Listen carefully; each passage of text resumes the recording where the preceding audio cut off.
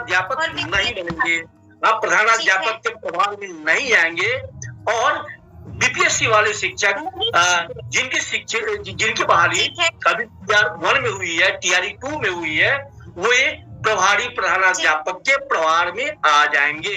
यानी पूरे मामले में अगर देखिएगा इस विद्यालय में, इस कैटेगरी के विद्यालय में घोषित कर दिए गए हैं।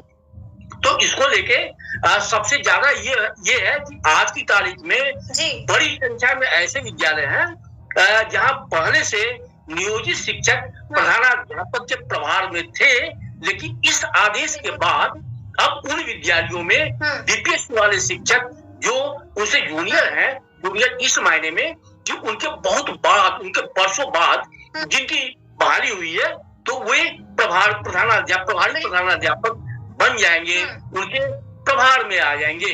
तो इसे लेकर बहुत बड़ा हंगामा खड़ा हो गया है और नियोजित शिक्षक जो बिहार के हैं वो बहुत गुस्से में है और इस पर बिहार माध्यमिक शिक्षक संघ ने भी नाराजगी जताई है। बिहार माध्यमिक शिक्षक संघ के जो महासचिव हैं शत्रुघ्न प्रसाद सिंह, उन्होंने माध्यमिक शिक्षा निदेशक को चिट्ठी निकलते के साथ ही, आदेश निकलते के साथ ही पत्र दिया है और कहा है कि चूंकि आप बीपीएससी वाले शिक्षक को इसलिए आप प्रधानाध्यापक का प्रभाव नहीं दे सकते क्योंकि वे प्रोविजन पीरियड में है, 2 वर्षों के परीक्षामान अवधि में है और इसलिए आप उन्हें नहीं दे सकते, तो आप इस आदेश को संशोधित करिए। तो यही है, ये विवाद शुरू हुआ है। इसमें शिक्षा विभाग का जो तर्क है, शिक्षा विभाग का सीधा तर्क ये है कि इनकी बहाली बीपीएससी से हुई है, यही इंपॉर्टेंट नहीं है। शिक्षा विभाग का तर्क ये है कि इनका जो स्केल है, इनका जो वेतनमान है, वो नियोजित शिक्षकों से ज्यादा है। तो शिक्षा विभाग वेतनमान के आधार पर इन्हें प्रभारी प्रधानाध्यापक घोषित करने का आदेश दिया है। लेकिन अगर देखेंगे तो आज की तारीख में अगर वेतनमान कम रहने के बावजूद नियोजित शिक्षक इनसे अधिक वेतन पा रहे हैं क्योंकि वो पहले से है।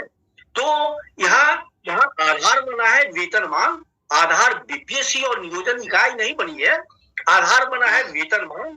जिनका वेतनमान ज्यादा है उन्हें प्रभारी प्रधानाध्यापक घोषित करने की कार्रवाई की गई है। और हालांकि इनकी जो आपत्ति है, बिहार माध्यमिक शिक्षक संघ की जो आपत्ति है, तो बिहार माध्यमिक शिक्षक संघ के तर्क में भी दम है।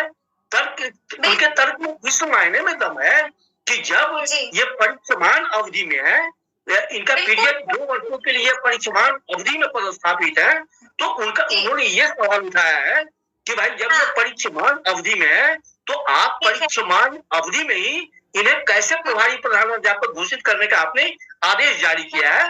तो इस मुद्दे पे बिहार माध्यमिक शिक्षक संघ कहिए, नियोजित शिक्षक कहिए, तो नियोजित शिक्षकों और शिक्षा विभाग में ठन गई है, दोनों ही आमने सामने की स्थिति में है और नियोजित शिक्षकों के पीछे बिहार माध्यमिक शिक्षक संघ खड़ा है।